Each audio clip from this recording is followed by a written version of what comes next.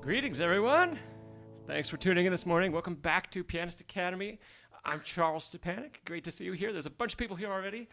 Awesome. Drop your name in the chat. Say where you're from. And as always, I'm coming to you from Colorado Springs, Colorado. And it is 10 o'clock in the morning. So drop a line and say hi. So, awesome. Today we're going to get started with, I'm testing out a few new things today, so bear with me a little bit. I'm working on, hey Omkar, great to see you again. I'm working on getting a new overhead camera. So, thanks Omkar. Actually, so let me just test that out real quick before we get started today. So hopefully, now we have an overhead camera for you to really dive in with me. And I think that looks good. Let me know if that looks good and if it sounds okay and all that good stuff. So yeah, awesome. So today I'm going to actually pick up with a question that came in at the end of the last session that I didn't quite have time for. Well, it was two things.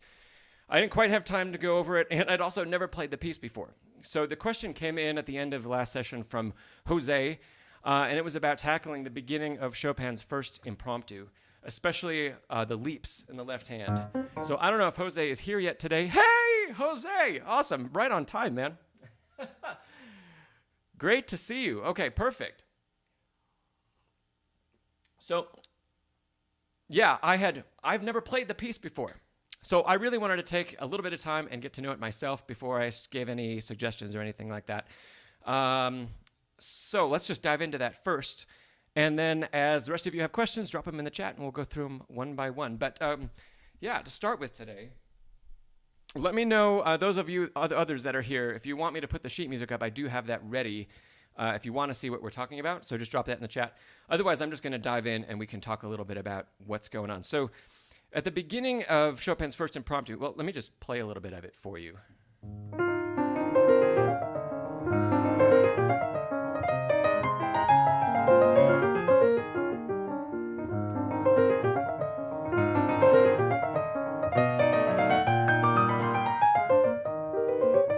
Okay, so that's just a little bit of the first theme. Hey, James, awesome. Thanks for checking out the Downton Abbey arrangement. Okay, so that was a little bit of the first theme of the first Impromptu by Chopin. So I'm especially going to be tackling how to go through these tenths that are like twice a bar. And I'm going to do that by actually talking you through the practice technique that I used as I learned the first page of the piece. So let's talk about that. I'm going to switch back over to that overhead camera and we'll get going. Okay, so first and foremost, and you probably already know this, Jose, depending on where you are with the piece, I actually started by working on this hand separately. And the right hand is, I mean, it's not the easiest thing. This is a pretty advanced piece of music, but it's, I think, more simple to play the right hand than the left hand. This. So when I very, very first sat down, I probably took it around there, and with hands separately, not hands together. So once I got some of the notes in my brain, and you're probably already past that point, then I started developing some other strategies to let these leaps work, okay? And the first thing that I did, I really practiced articulating all of the notes really a lot. So not worrying about the dynamic marking piano, not worrying about the crescendi and all of the phrases in that, but really just keeping my hand relaxed and letting my hand transition back and forth. So just moving from position to position. Whoops. And not worrying about any kind of connection, not worrying about speed. And playing probably like mezzo forte to forte. Something like that. And I did a bunch of work that way. And then I added to that a kind of wrist and arm transition. So from the side, it looked kind of like this. And again, very slowly. And I'm kind of drawing circles in the air with my wrist. I'm doing this kind of motion. And if I show you from over the top. So really trying to lead with my wrist. And when I'm doing this, I'm also really working on connecting with finger legato. So I'm using a little bit of pedal to help me out, but not a whole lot. So in the meantime, as soon as the thumb lets go, I've really, really let go of the tension and the stretch, right? So my wrist is moving to help facilitate some of that stretch, but I'm never trying to, really grab. I can't even grab both of a tenth, in this orientation. So letting the wrist lead. Okay, and then I would go back and I would work on putting both hands together, still very slowly.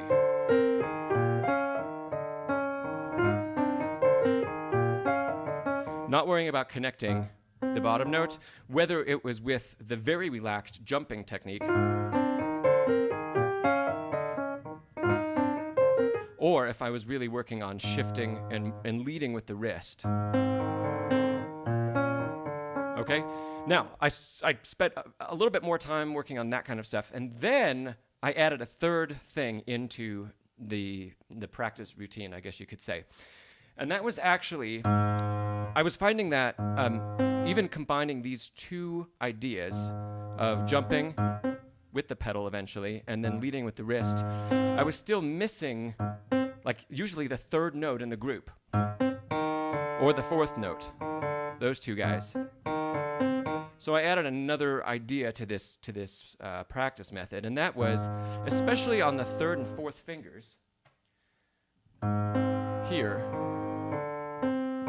I actually started feeling like I was pulling kind of back in toward my body as I played those notes. It's not going to be really easy to see, but if I exaggerate it, my finger is kind of sliding. I wouldn't suggest actually sliding on the key, but that kind of shows you the motion that I'm feeling. It's actually back and toward me on 3 and 4.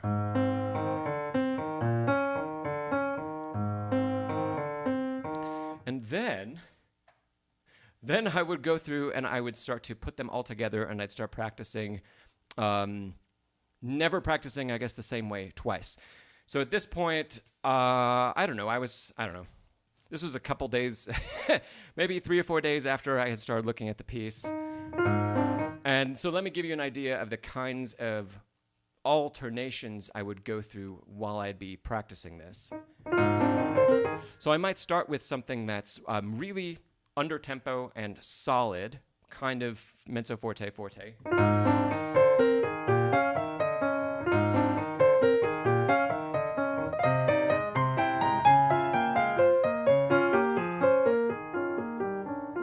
And then maybe I would take one that was softer, but really focusing on letting the wrist lead.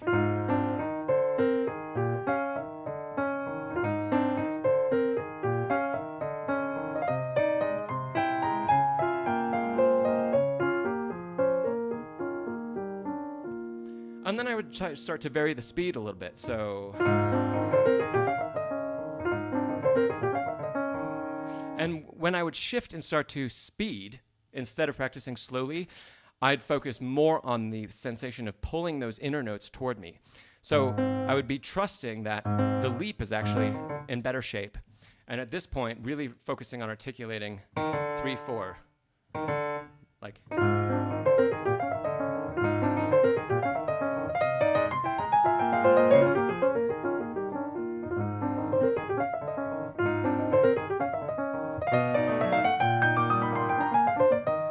Now, even as I'm working on this today, I'm adding in some little breaks and little things to help my brain and my hands reset, and you can totally do that. Let me know if those ideas are helpful and if, as you apply them and things like that. So to sum those up, if we skip past the slow practice bit, to sum them up, working on shifting hand position and not connecting with finger legato, and then adding to that, or shifting from that, working on letting the wrist lead, again, not worrying about finger legato connection and really exaggerating. This doesn't cause tension. It actually, the more motion we can keep our arm and our wrist in, usually, the less tension we're going to develop. So it's a lot better to have some kind of motion like this in some kind of circle or like that than just try and stick in one place and stretch toward everything. I mean, even at this tempo, which is a lot slower than we'd want it to be, if I'm stretching and holding on to all of that entire position, I can already feel like this is all tightening up, and it's going to be rough just even after the first page. Okay, so shift, lead with the wrist, and draw some circles in the air. And then when we start to speed up, focus on, as we connect with finger legato, pulling back on 3 and 4 so that we still make a nice connection with the key and the bottom of the key. We can actually articulate it. And I think that sums it up. Let me go through a couple more iterations of practice, and I won't talk through them. I'll just kind of, because when I go through them, I'm not talking out loud, obviously. So you might see some other things that I didn't quite talk about because it's happening a little bit more naturally. So let me go through a couple other iterations. I'll just take the first couple bars, and you'll hear me go, approach them in one way, and then in another way, and then in, a third or a fourth way. We'll see what happens.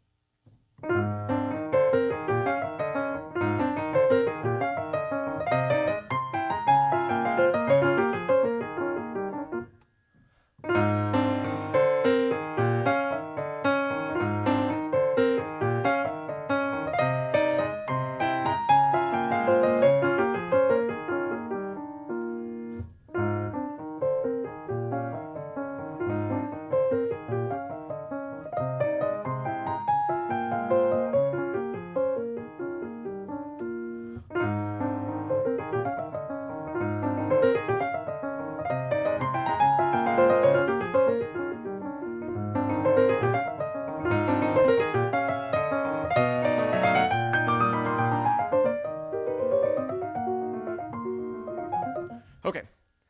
Oh, thank you, Jose. You were very kind. Thank you. I appreciate it. I hope those are helpful. Let me know, you can always drop me a line in the chat, and let me know if those ideas are helping you get through the piece. And so I think you saw basically a sum up of the couple different ways, and then I ended that fourth run through with a just like a more in-tempo style. And that's really just for me to check. I like doing that throughout practice. I just give myself little tests or little checks on how things are going. And then I can see, like, if something's working really well, I know I don't need to keep hammering it and keep spending time on it. And if something isn't going well, I get an immediate reaction in my body and in the notes that I'm missing, probably.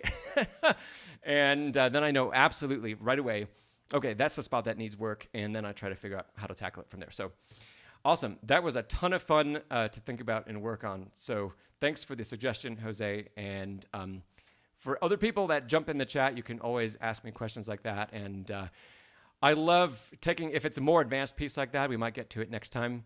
But it's just a lot of fun to work on music like that. So awesome. We've gotten some more people here. Hey, Megan.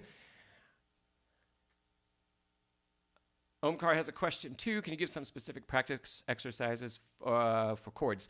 I'm going to come to that in a second, Omkar. And if you could elaborate on what are you looking to practice? Are you looking to find the chords? Are you looking to be able to move from chord to chord? I mean, you listed the 1, 5, 4, and 6 chord in C major.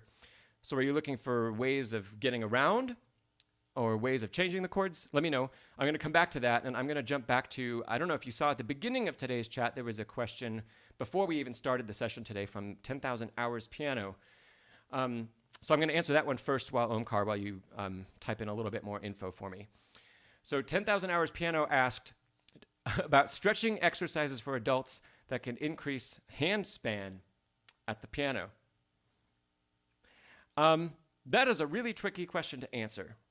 So I think for most adults, we're going to find that playing an octave is relatively easy depending on the size of your hand.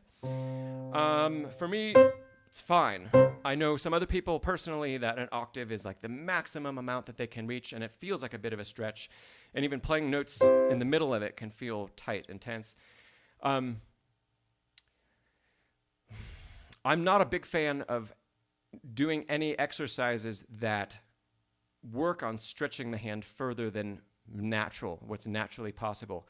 And there are some stories of some famous pianists and great composers that have done various hand exercises and techniques to work on finger strength or greater span of notes, and they have almost always led to injury of some kind, or in some cases not being able to play again.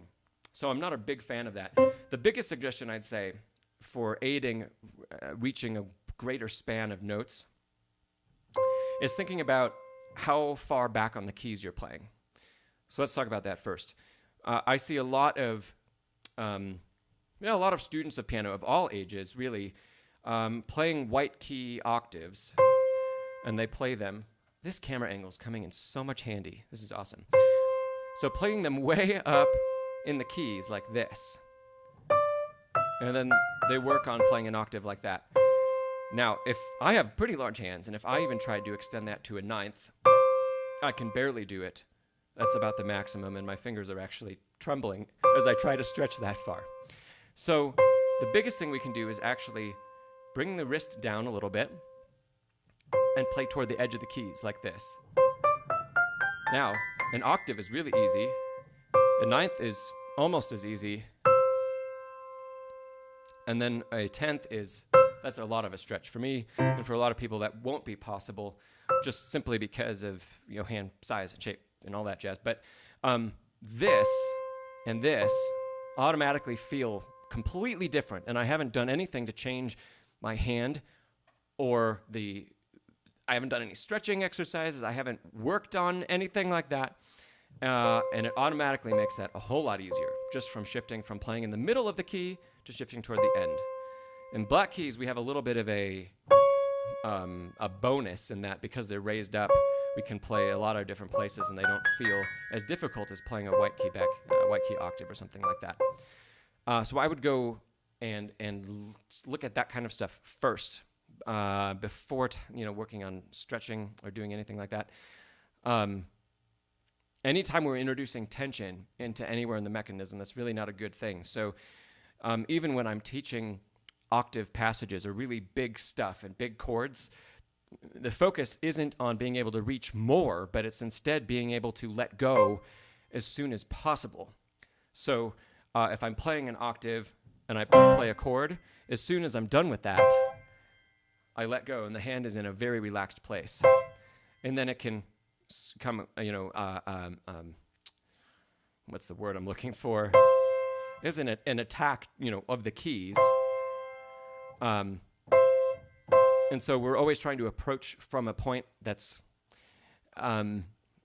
more natural, more neutral, more restful. And then after we play, release, which is the complete opposite of working on stretching and making things, I think the more you play octaves and the more you work on stuff like that, whatever stretch is possible is going to happen naturally in your hand. You don't have to do anything extra to make that a reality. So while you're practicing, that's going to happen. And in the meantime, focus on relaxing. And instead of holding the position or stretching, feeling like you're stretching to reach something, practice letting go. Because anytime we introduce stretch and introduce tension into the hand, we're automatically going to cause some potential problems, and we're going to make playing harder for ourselves. So I know that 10,000 Hours isn't here right now, but I hope that was helpful. And leave me a comment as you're watching this in the replay, and let me know. Let me just catch up real quick. So, Jose says, encouraging that you didn't just sit down and fly through the piece. That would have been quite interesting. Yeah, it's quite the Impromptu is quite a challenging piece of music. So it's totally fine that it takes a little bit of time. to learn it and to knock it out and all that. So let's go back to Omkar's question. So specific examples, practice exercises for C, G, F, and A minor, inversions, arpeggios. Okay, what more can you do with chords? So, okay. Let me know if also, you can add to that. I'm going to start, but let me know if you also mean like composing your own music or just interested in exploring these chords more. And I can kind of go further depending on what other questions come in. So, okay, C, G. So if we know the triads, C, G, F, A minor.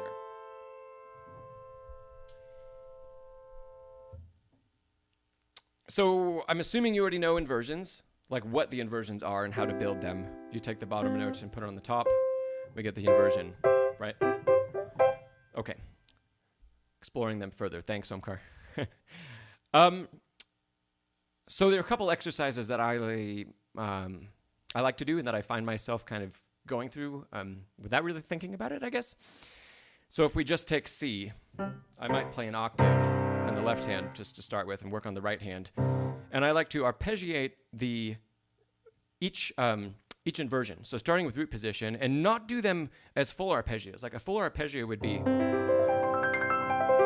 something like that. And you, of course, can practice that, but you probably already do. So the next thing I would do is take just each inversion going up. Hey, backwards fellow. So I would take each inversion going up, and then I would arpeggiate those. So ascending, ascending, ascending.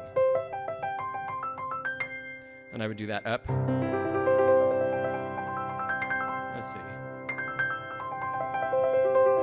I don't really practice that, so it's not super familiar to my hand, but that would be a great thing. Go through each of these. And you can then, depending on what you want to do, you can start by doing all of those in just root position, where we start in root position. Or, for example, when we finish C, and then we can immediately start in an inversion of F. So instead of in root position, we're sharing the common tone of C.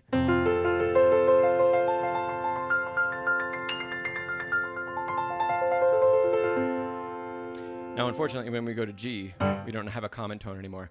But we could either go down. That sounds kind of nice. Shifting from second inversion of F to first inversion of G. So you get the idea. And then in the meantime, we could throw the A minor in somewhere. If you wanted to link it together, you'd probably want to do G last. So coming from, let's say, C, we come down. We could do back to root position maybe for A.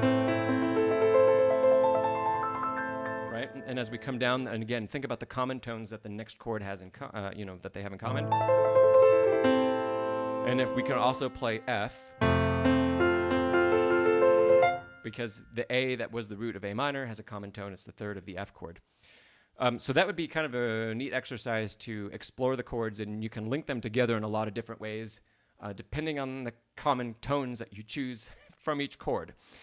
Okay, so that'd be one thing. And then if you want to practice, you could do that with both hands. I think you'll find that the right hand is going to be, if you're playing pop music, the right hand is going to be more important to work on. If you're playing a lot of classical... Hey, Bach. Oh, you want me to do that on the overhead cam? Sure. So I'll do a quick one. So starting for C, and then to A.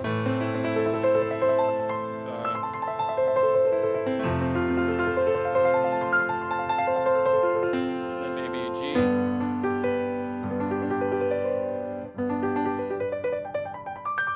Yeah. You'll have to figure out which fingering that is going to work for you. I have obviously never gone through that before. Okay, so another thing, so I was mentioning playing the arpeggios like that, great for working on pop music. Playing them with the left hand is going to be useful if you're working on more classical stuff, especially from the classical period, like Beethoven. Beethoven has a lot of stuff where you're going to feel broken chords in the left hand. let me think something else. I would experiment with how you can add notes to each of the chords to make them more interesting, and then learn a little bit of theory along the way. So if we're in C, these are our triads. Chords are always built in thirds. Okay, so we have root, third, fifth. Switch back here. Root, third, fifth, 7, 9, 11, 13. If you're familiar with jazz harmony, you're very familiar with those numbers beyond 7. If you're not, this is how we can find how to add the D into a C chord, or the F into a C chord, or even an A into a C chord. A lot of times if you see pop music, they're going to call a chord that's this. So C, E, G, A. They're going to call that a C add 6, which is, that's one way of describing it. If you were going to read a jazz book or follow even classical music theory and classical harmony, that would actually be a C13, because we get to the A 13 steps above the root of the chord. Okay, so I hope that makes sense. So we have some added notes to explore. 13 is going to be a little tricky, but start by exploring what 9 sounds like. From C to the D an octave away is a ninth. Okay, so if we play C, but add the 9, that's a really nice chord.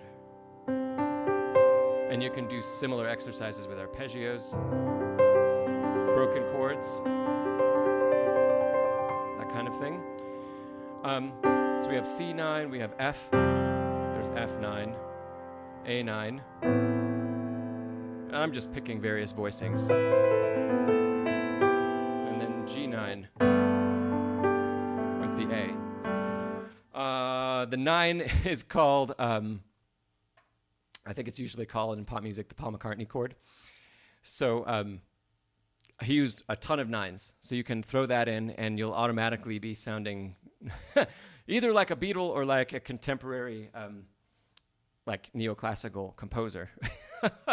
And they can be great for other hand positions to work on things. Why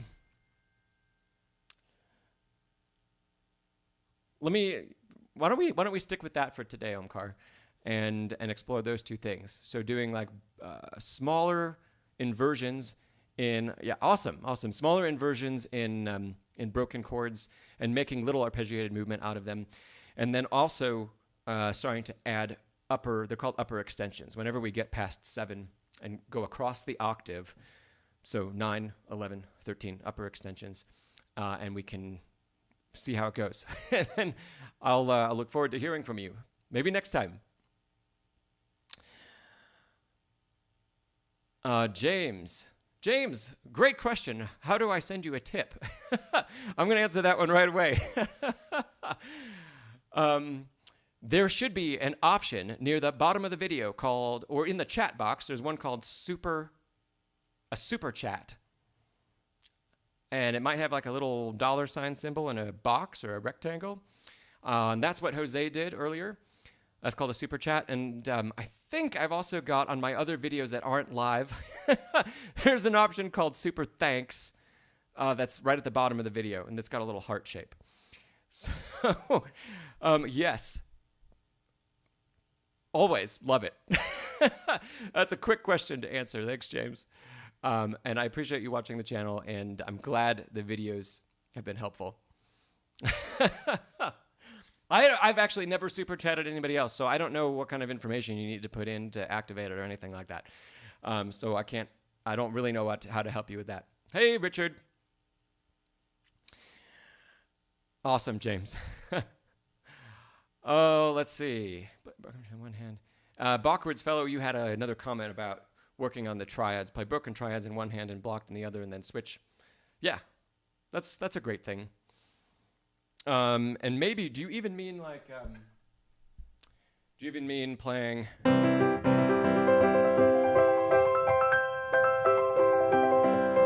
Where we're alternating, things like that. Yeah, cadences. Yeah. Yeah, those are good if you don't know them. They're not super interesting, but they do kind of help you around the keyboard, and you can practice those in inversions, etc., etc. Awesome. Oh, thanks, Richard, for the. I'm glad that the overhead camera is one, that it's working, and that it's helpful. So I think, hey, who has another question? Because I've covered everything that was in the chat. That's like a first. Usually by this time I'm backed up.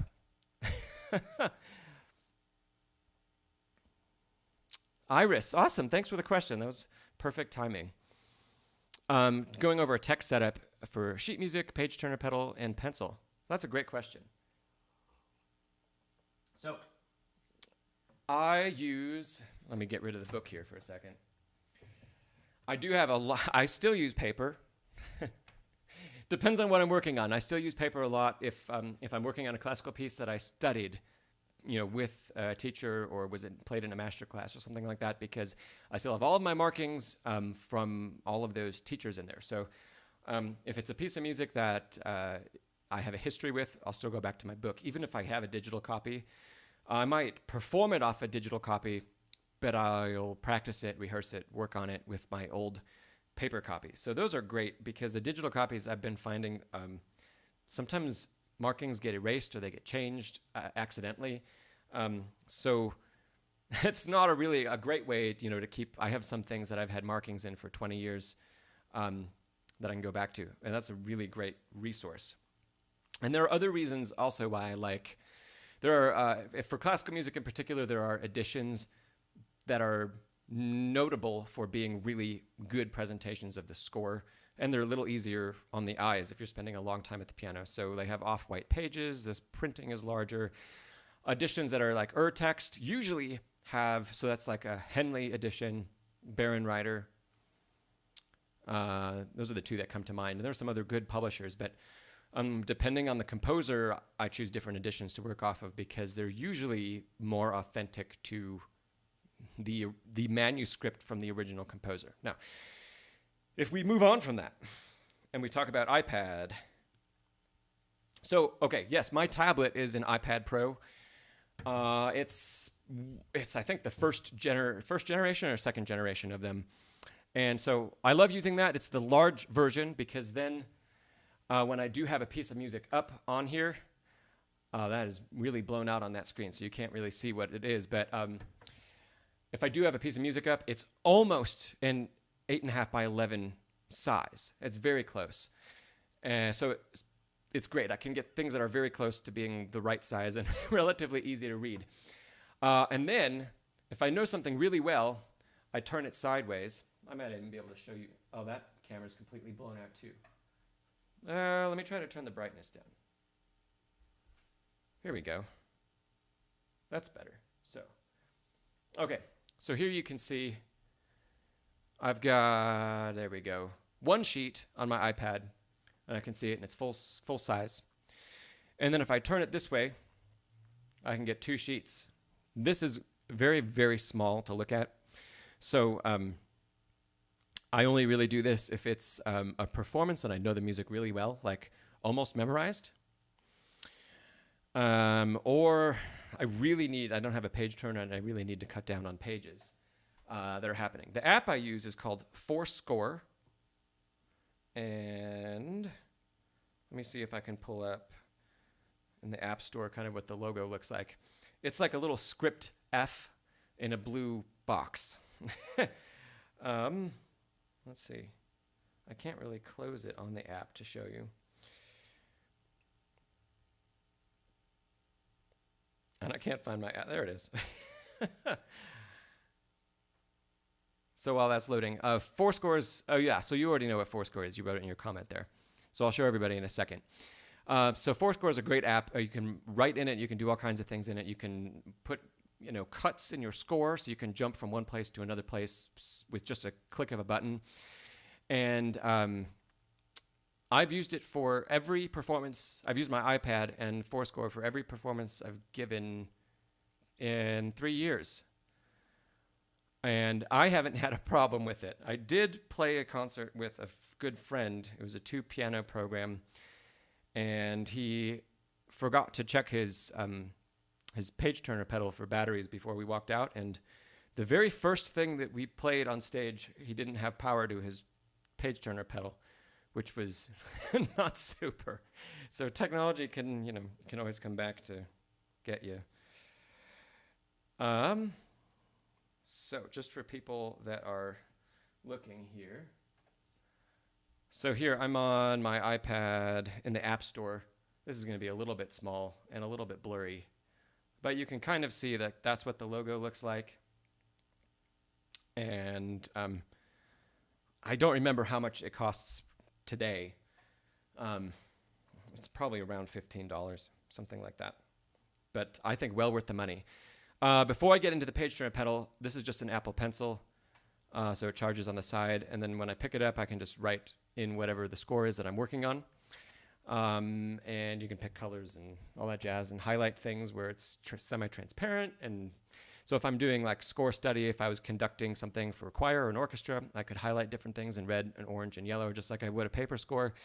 Or if I just want to circle things or write notes in, I can do that in different colors. So maybe notes from a certain day I want to put in red and other days I want to put in blue just to keep track of them. Oh, wow, Fourscore went up in price. Just like everything else. Still $20.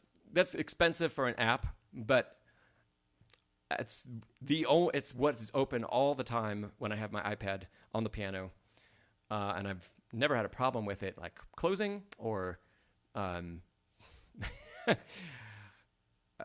shutting down in the middle of something important. Yeah, creative products have been on the Apple platform for.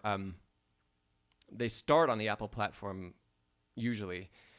I'm not familiar with like Microsoft tablets very much, and I don't know. I can't really say anything about how they work. So yes, they can. Yeah, you could always look for like a refurbished iPad Pro from a couple years ago. Like I mentioned, my iPad Pro is 3 years old. It still works fantastically well. That's like. Apple is really expensive to get into, but I found that their products really last a long time. So I still do music notation, and I'm actually running my overhead camera and my graphics and stuff off an Apple laptop that's 8 years old, which in computer terms is like, it's ancient. And I can still do a lot with it. I can even edit some videos on it, and it's 8 years old. And if I asked a PC to do that, there'd be no chance, I think. Unless you're spending the same amount of money or more on a PC that you'd be spending on an Apple to begin with, in which case, I don't know, I'm an Apple fan. So the initial investment is really high, but I feel like it definitely pays off because you don't have to get another computer. You don't have to get any other devices for a long time. They work really well for a long time if you take care of them. So you might be able to look for like a refurbished iPad from 2018, 2019, and that might be considerably less money than the new models that have all the processor that goes in the iPad Pros is way overkill for reading music. It's way more than you would need, but they don't make another device that's large enough to really read music off of. And so I feel like we're kind of stuck having to buy the most expensive thing to get it a reasonable size. I have seen some other people, even pianists, play with some of the regular iPad sizes, and like the notes are minuscule, even full size, which just I'd rather have the choice. If I want them to be minuscule because I know them well, I can turn mine sideways. So I still need to get to the pedal part of the question, and give me just a second. My pedal is nearby, but I don't exactly know. Oh, here it's just on the floor. Okay. I use the Page Flip Firefly, and again, I'll show this over here. So that's kind of what that looks like. This was about $100 when I bought that. And it's a pretty basic pedal. Really, it just turns the page. I think it can do a couple other things, but connects Bluetooth to the iPad. I only ever use the right page turn, the right pedal. Awesome Iris, the Firefly. I've had this probably since I had my iPad, so 3 years, 4 years. I have started now to have a couple issues with it, and they haven't happened in a in a stressful environment like on stage or something. But I've started having a couple problems where it's either synced and then it stops being synced like 20 minutes later, or I can't get it to sync at all. And what I've actually had to do is like completely unpair it from the device and go through the whole pairing process again. So I'm a little apprehensive about performing with it next time, but fingers crossed. The first time I have a problem with it on stage will be the last time I use it. And I don't know if I'll just get a new model because it's been a great piece of gear for me, or if I'll look for a different brand at that point. But other than that thing, which if you're just playing at home, you just resync it and it's great. Other than that, it's been a really good page turner pedal, and I really like that it doesn't click when you press the pedal. That's really annoying at that kind of sound while you're working on something. And I like that it's black, and I also like, because I play a lot on stage, if I turn it on real quick, it's got little LED lights on the bottom.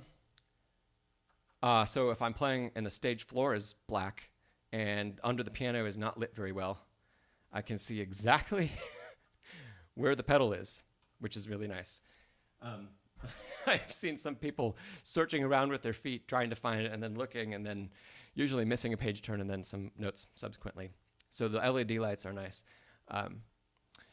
Awesome. Great.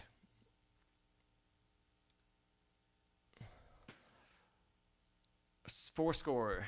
So Bachward's Fellow, yeah, four score, where you can turn pages by mouth or by blinking. I've heard something about that where you can. I just replaced the battery. I've heard some things about facial recognition. I would never turn that on, ever, because I'm gonna blink during a performance, and I'm probably gonna be nodding along or making some gesture with my head and some kind of expression with my face. I don't want that tricking the camera in my iPad thinking that it's going to turn a page. Vice versa, I don't want it to be so used to my other gestures while I express music that I can't get a page to turn when I need it to turn. So I would rather have that be, human controlled, like physically. If we count Bluetooth as a physical control, I would much rather have that than have a gesture control. I can just see that being having a horrible time performing, where my iPad just keeps turning pages right in the middle of a piece of music, and then I'm completely lost, and there's a whole audience out there watching me make a fool of myself. So I'd definitely rather keep the foot pedal and not do the gesture type thing. Yeah.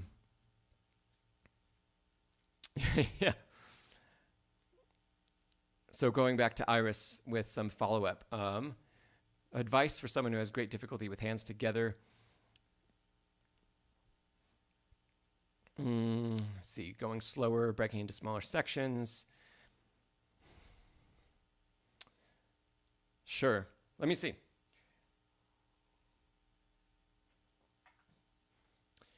I guess my question for you would be, how much time are you taking? How slow are you practicing when you try to put hands together? And how much time are you allowing yourself to experience that before it gets frustrating? I think those would be my two big questions. I love working on, if we're just working on technical things, I love working on hands together by playing scales and arpeggios in contrary motion, because then we're activating both hands, but we're activating the same fingers in each hand.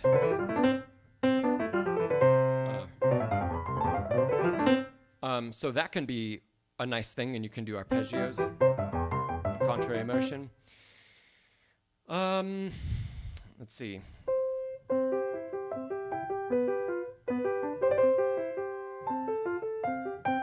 I'm just playing this little Mozart by ear because it's similar to Clementi.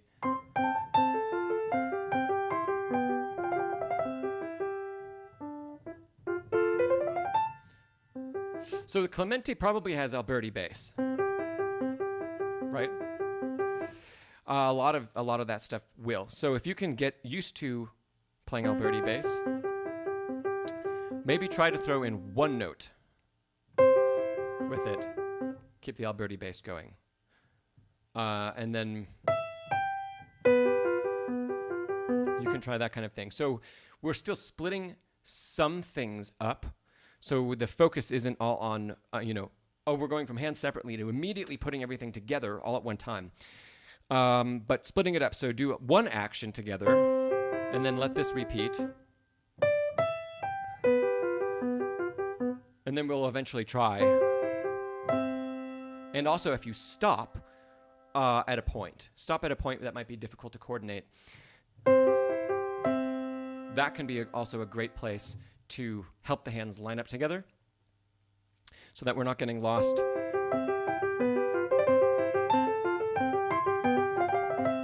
in a whole bunch of stuff where, oh my gosh, there's so much to think about.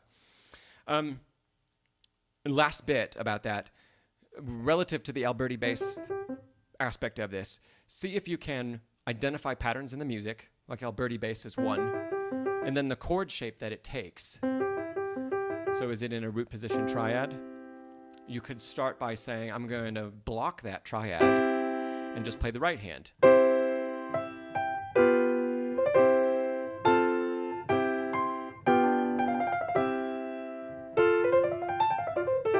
Okay.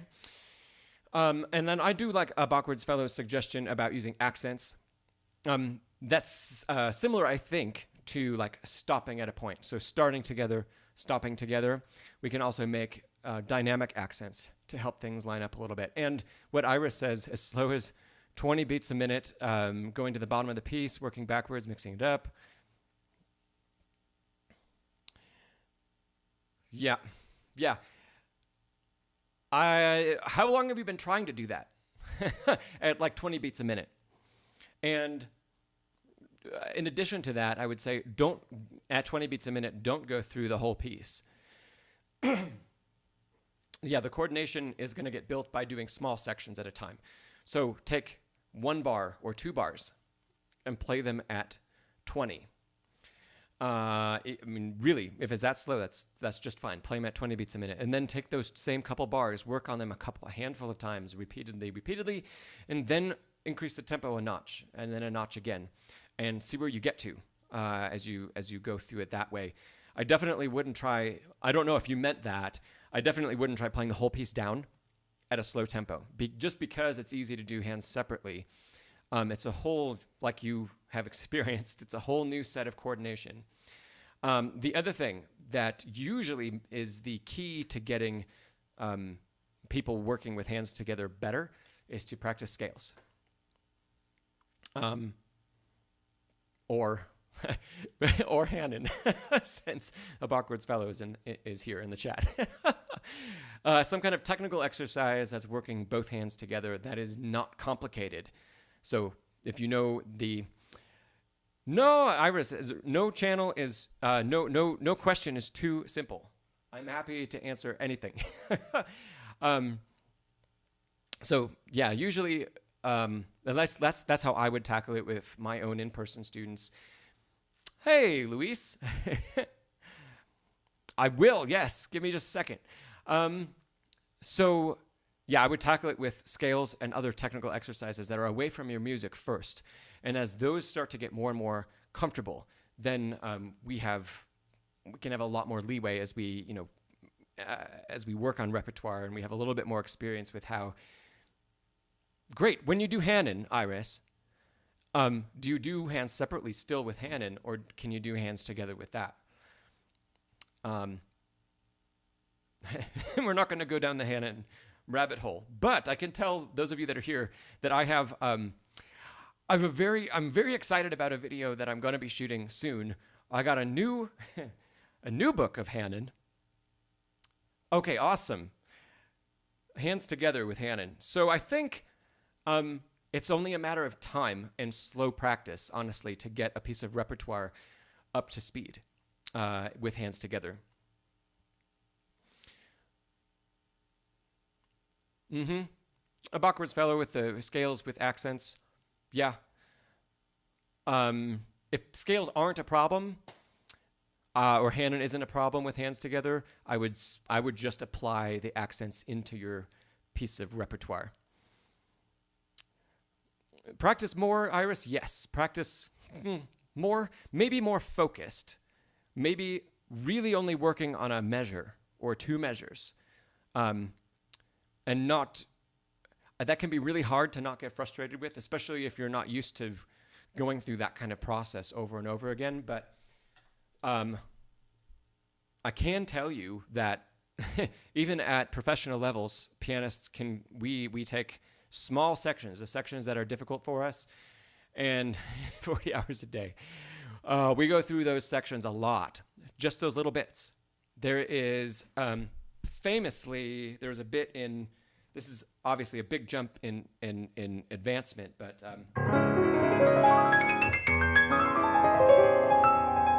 that is a passage in Liszt's Petrarch Sonnet, number 104, that I have played. I performed first when I was like 17 years old. Yeah. And that is something that I still, if I have a concert coming up, I've played the piece now almost 20 years, and I have to practice. That's one measure. 90%, 80% of my practice time on that piece of music goes into that one measure because it's just so difficult. So there's absolutely no problem with stripping things down and saying a bar here and a bar here and just going one bar at a time, 2 bars at a time. Sarcastically slow, a backwards fellow. Yes. And that is really important. If you find yourself, always take a tempo where you can get the most perfect, if possible, or the most notes right. Some people also, with the hands together thing, some people find that playing one bar, left hand first, then right hand, then hands together, but no more than one bar. So we're refreshing a little bit of what the left hand does, a little bit of what the right hand does, and then immediately putting it together without going further than that. Great. Yes, it is extremely annoying to practice that slowly, but Rachmaninoff actually has a story, and let me tell that story after I answer Luis's question. Well, where did it go? I think I know what she asked. There it is. Skipping on arpeggios. So let me answer her question first, and then I'm going to tell a quick story about Rachmaninoff, and then I'm going to see if I can get to Richard's question. And that'll probably be a wrap for us today. So, Luis, skipping on crossings and arpeggios. So the two ways that we practice, that I think are great to practice arpeggios, are one with finger legato. So I'll do this side angle first, and then I'll show you on the overhead camera. So finger legato means, if we just take a C major, connecting everything. So especially over the cross, everything is connected. There's no pedal in that. Now let me show you this way.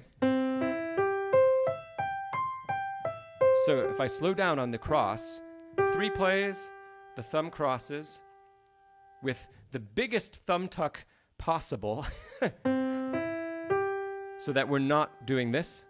We don't want to throw the elbow out and that. That's a lot of excess movement. So the thumb tucks a lot, and you can even practice, if it's not too difficult, you can practice holding 3 and playing 1. I realize 1 is right under the camera, so you can't see that it's actually there. But I'm holding both notes down, no pedal. Okay? So that is finger legato. And then the next way I would do it, and I'll show you first overhead, playing up to 3, and then not doing a tuck or a thumb tuck under, but playing up and jumping. So if I speed this up a little bit, there's a little bit of thumb under the hand. It looks kind of like that if I turn it over. It's not like this, which is what I was playing with finger legato. It's not that big of a tuck. It's only about this much. So, and then the same thing going down. So, 3 skips up. Now, of course, without pedal and at this tempo, it sounds like there's a big break. But what we actually are practicing is moving the whole hand around more quickly than we're used to, and not doing any wrist movement. So that when we combine both methods of practice, and then going down, let me show you really quick. Instead of completely crossing over like that, while I hold on to the C, I'll let go, play, let go, like that. Now, as I speed this up, the two ideas start to kind of morph into one another. And that's really our end goal, is that after we practice both of these, finger legato only and skipping only, that we can play an arpeggio. That's not awesome, but too many accents. But I think you get the idea. That's a very fast speed. Right? And I'm using a combination of the two techniques. And that's what allows us to get there. If we're only playing finger legato,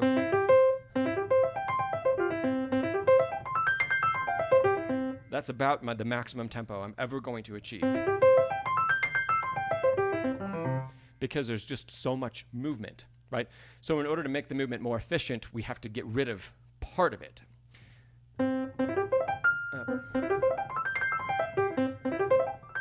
So you can still hear, I don't practice arpeggios as often as maybe I should, but you can still hear that there's a little bit of an accent here and there. And if I was really working on that, or if I had a passage in a piece of music where I'm applying this principle to, that is when I would work on really eliminating all of those accents and making it perfectly smooth, which is totally possible. And it's a great check-in if you can do it without pedal. See where you're at, and then when you add the pedal down, it's just enjoyable and lovely. So I hope that answers your question about the two different kinds of arpeggio practice. I really like, if I was still really studying arpeggios, I would be working on that all the time, every day.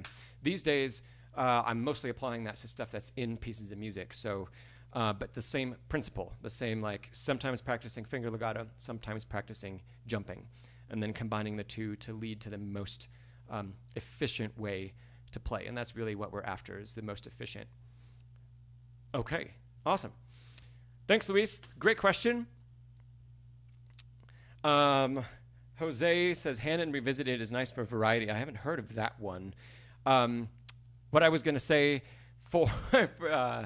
quickly about Hannon is I'm going to be reviewing a book that is... I'm very impressed with how it has restructured Hannon. Let's just leave it at that. And especially the directions in the book, because I think a lot of people here are either self-taught, or maybe I know there are some people here that are teachers themselves, but especially for people that are learning on their own, the original Hannon book has some really confusing statements in the writing in the book, not the music, but the actual text. And this new... It's even more than a revision of it. It's completely changed. It's really great. So I'm excited to share that. It's probably going to be a couple weeks before I actually get it done, but I'm excited to share that with everybody. Oh, I had a quick story about Rachmaninoff. We got another question in from Hype MC. I'm going to answer that question very quickly, Hype. Just give me a second. I have a quick story about Rachmaninoff, and then Richard's question, and then I'll get to yours. Rachmaninoff, I can't remember who said it. I should go look it up. But there was a friend of Rachmaninoff's coming to visit his house after he was living in the United States. He was living in Hollywood. And he was practicing a Chopin etude. And this person was standing at the door outside waiting to come in until Rachmaninoff finished practicing whatever he was finished one run through. And the piece he was playing, I shouldn't have even said it was an etude. The piece he was playing was so slow that the person standing at the door could not figure out what piece it was. So a Bachward's fellow was talking about excruciatingly slow, or I can't find what words you used. Sarcastically slow. There it is. So this person waiting to be the guest in the house had just no idea what Rachmaninoff was playing. And it wasn't until like the last cadence and a couple of notes at the very end of the piece that it was like, oh my gosh, that was this Chopin etude. This Chopin etude that's normally supposed to take 4 minutes or something to play. And the person stood outside the door for a half an hour waiting to come in, listening, because he went through literally one note, like only one note every 10 seconds, every 15 seconds. He was that focused and that disciplined. He was a big proponent of slow, extremely slow practice. Of course, your brain has to be fully engaged if you're going to make that worthwhile too. And that is something I think, yes, Jose, you're right. It was a double thirds etude. I think that's totally right. I'll have to look up who it was that was standing outside the door. But yeah, it was incredibly slow, and there's something that we can all learn from. Now, learning how to focus at that slow of a tempo is another feat in itself. So, take that how you will. I have never tried to practice something that incredibly slow. So let's go back to Richard's question. A couple of favorite left-hand arpeggio patterns for improvising music. Sure. Let me see. I probably use, I like to play things in octaves a lot and in tenths with the third. If your hand can reach that, I really like the tone. And I might alternate them coming up. If we change to...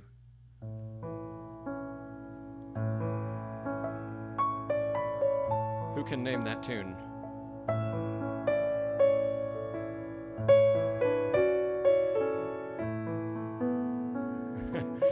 Yeah. So I love doing that kind of voicing in whatever key, and then stringing them together, sure. I also really like, if I'm improvising, just playing the octave and the fifth, like this. I've been a fan. Thanks, James. You got it. Aladdin.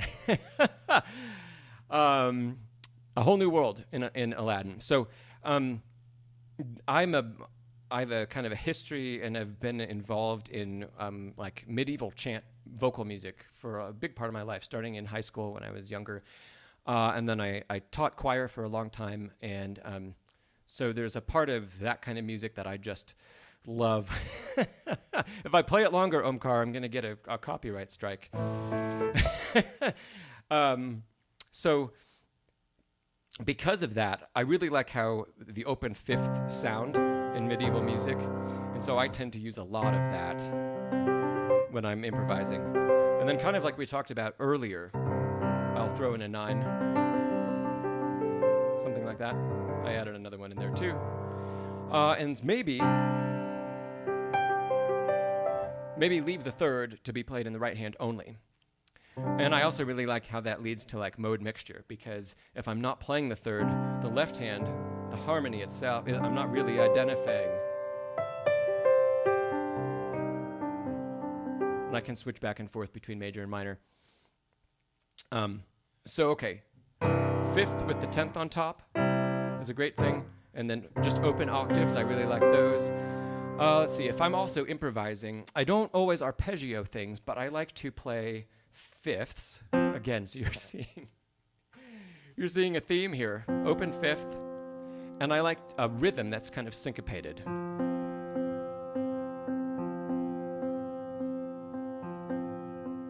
So this would be 1 and 2 and 3 and 4 and 1 and 2 and 3 and 4 and.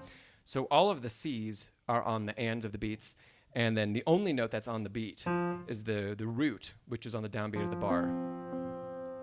I really like that pattern, and I've used that improvising kind of just on my own for fun. I've used that improvising at church.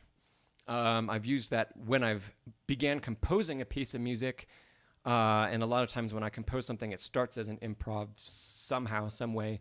And so I will go first to that pattern, maybe, if that's what comes to mind.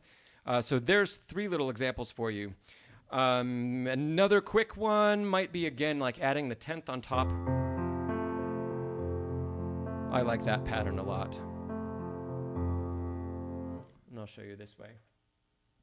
So starting with the root 5th, it's kind of combining the 2 things that we talked about earlier. So root 5th, octave, 10th, and crossing over with the 2nd finger.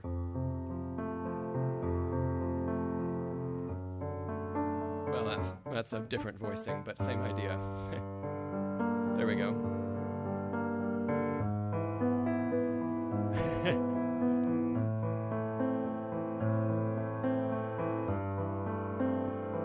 Anyway, I hope that gives you a couple ideas, Richard, for some different ways to go and improvise, and maybe those things aren't a part of your repertoire and your fingers already.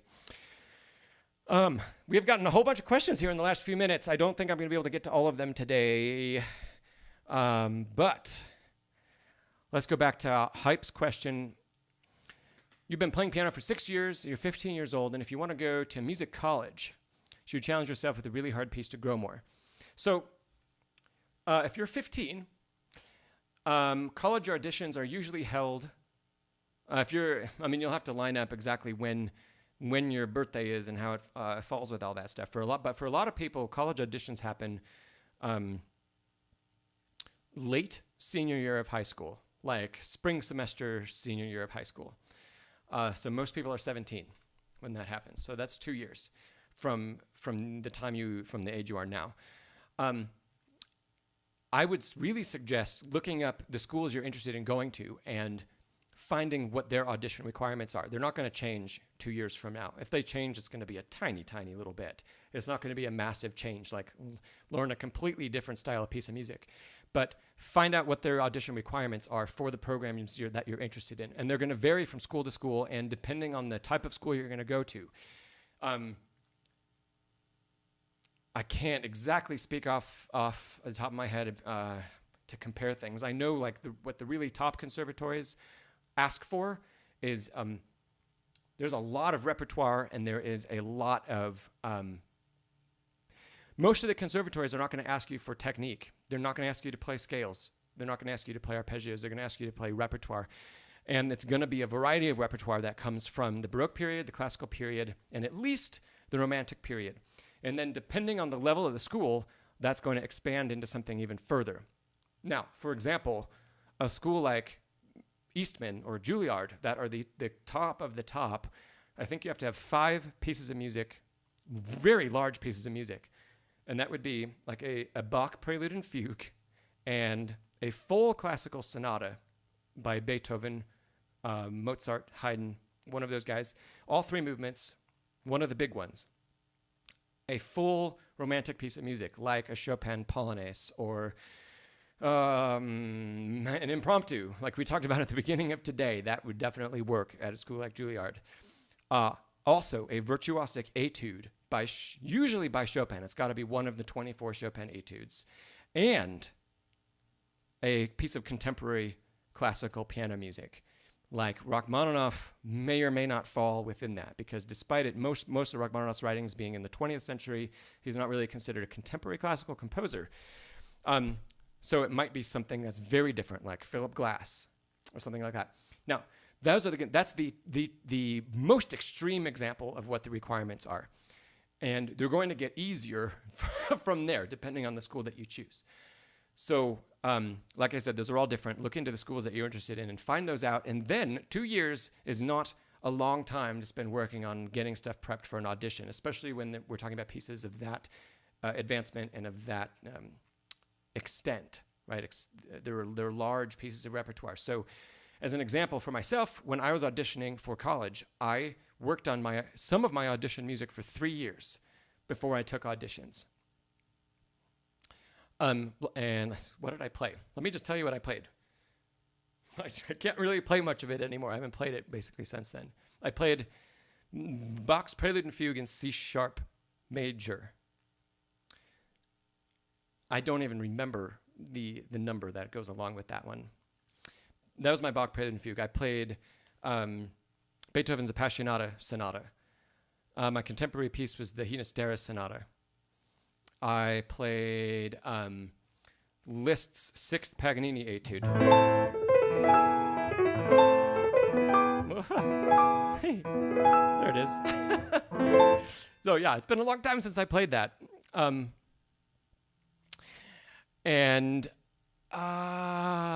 So I played a Liszt etude instead of a Chopin etude. And then my big romantic piece of music was, it was a Chopin Polonaise. I have no idea how to play it anymore. I don't even remember. I could sing it for you. I don't remember. I want to say it was in F sharp minor, but I'd have to look it up. So anyway, some of that stuff I played for 3 years. It's not too early to start. You said you have a teacher. Go ask them definitely and collaborate with them. If that's your goal, to be a music major, and they should totally be able to help guide you in the right direction. There was a follow-up there about RCM and ABRSM. Those are from Iris. Thanks, Iris, for following up with that. Those are, you can just Google like RCM or ABRSM syllabus, and it'll give you a breakdown. Now, those are great places to start and to learn from. And the levels, basically to go to college for music, you should be playing at the highest grade level, playing repertoire from the highest grade level, and know the technique that goes with the highest grade level. So those are good resources. Just Google. I think I like RCM more than ABRSM because it has more levels. So it breaks things out a little bit more. RCM, I believe, has 10, and then a post level, that's 11. ABRSM only has 8, I think. So I tend to like RCM better than ABRSM. Anyway, a Bachwards fellow, thanks for the Bach Prelude in C sharp. 849, thanks. I'll have to pull that out and play it again. So let's see. It was great to see all of you. Let me see if there's any other quick questions I can answer before we wrap up today.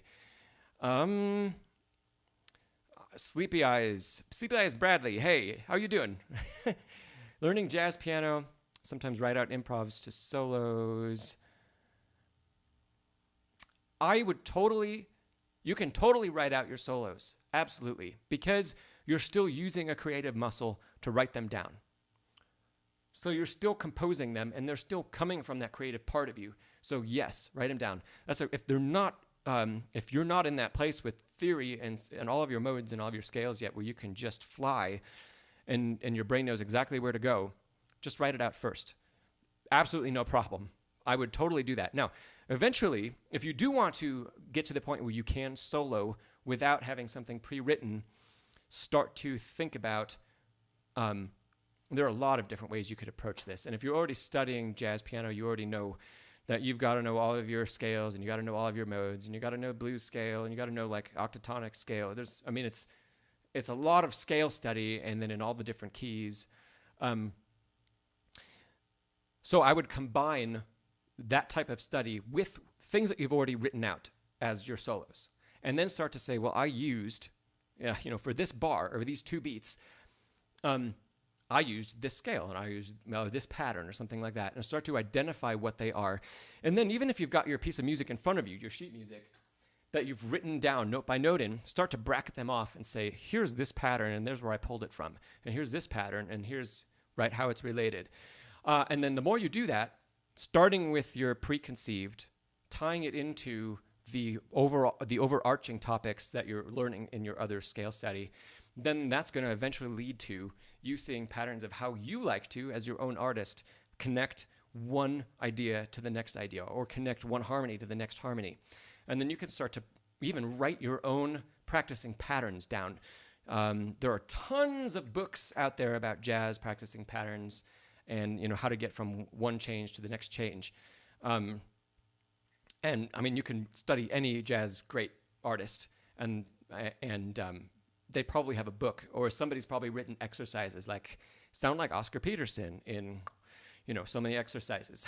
So you can Google things like that, and then those are going to have exact examples about how to, in that person's style, go from one change to the next change.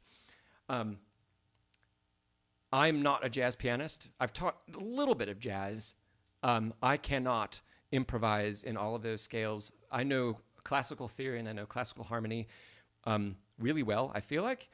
I know next to nothing about jazz. So I can solo like with easy listening piano, and I can solo in improv with things that are more classical based and neoclassical, even a little bit of like romantic piano. So I'm not the best person to give you advice about how to structure and do all that, but I can definitely tell you from the jazz pianists I know and from people that do this kind of thing professionally, incorporate both methods. Write it down and then analyze and go from there. Okay, hold on. We're almost ready to wrap up today, but let me see if I can get through these last couple.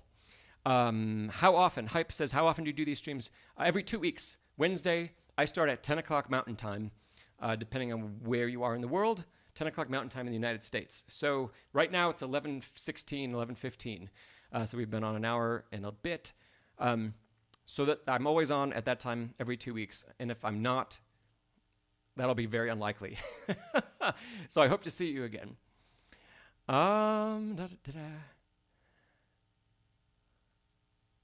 So, JG, this will be the last question of the day before I head off. JG, best way to practice alternating chromatic octaves to get them fast. So this is something like probably Liszt. Something like that. Or are they broken? Or octaves our thumbs are sharing the same. Something like that. Thanks. Awesome, Sleepy Eyes. I'm glad that was helpful. So Liszt from JG. And if thumbs are together,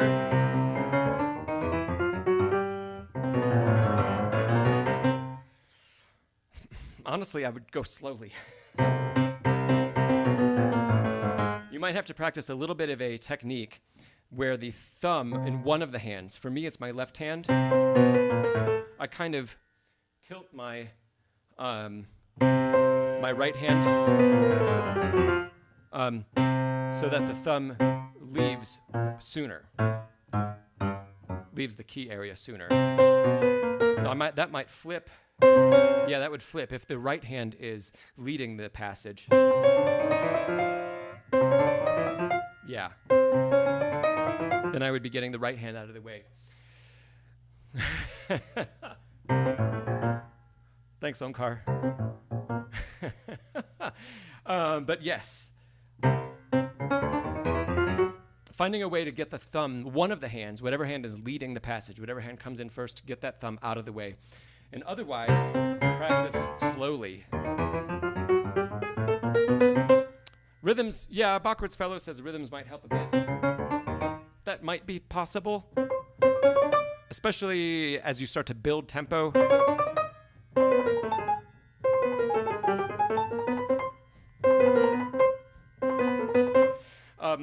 You might be able to do some rhythms, yeah. Maybe just groups of 16th notes. Accent the first one or pause on the first one of the set and go from there. That can be good. I would expect, and this is something that, yes. Yeah, and even performers, JG, what you just said, start the run more slowly. Even if you hear performances, passages like that, a lot of times performers even start the passage slower in their performance and then speed up.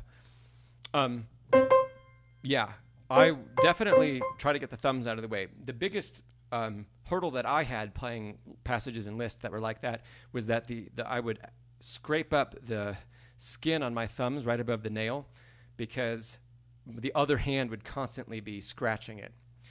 And that's just because the hands are so close and they're doing something kind of crazy when you think about it at full speed.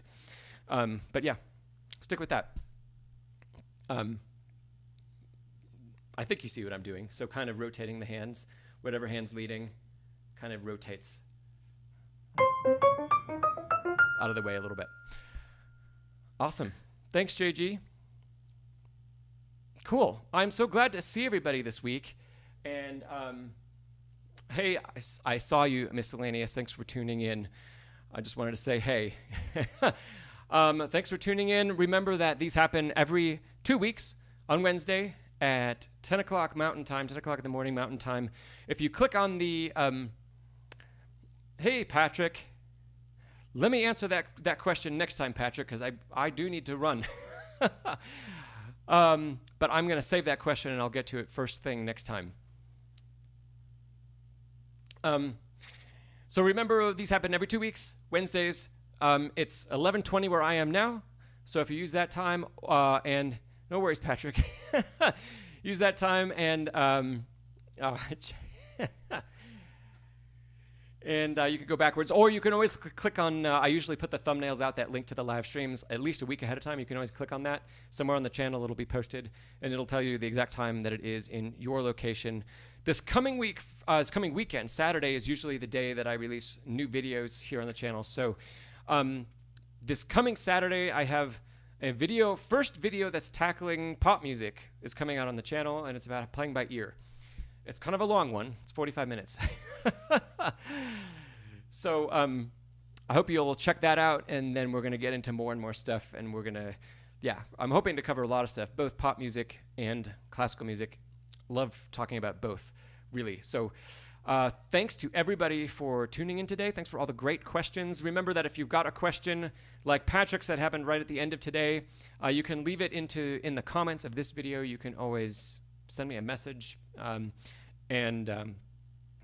I'll get to it next time. That's just the way we start off today with Jose's question about Chopin's Impromptu. So definitely. Okay. Hey, like I like to end videos, practice smarter, not harder. And see you next time, either in 2 weeks or next time you check out a video on the channel. And till then, see ya.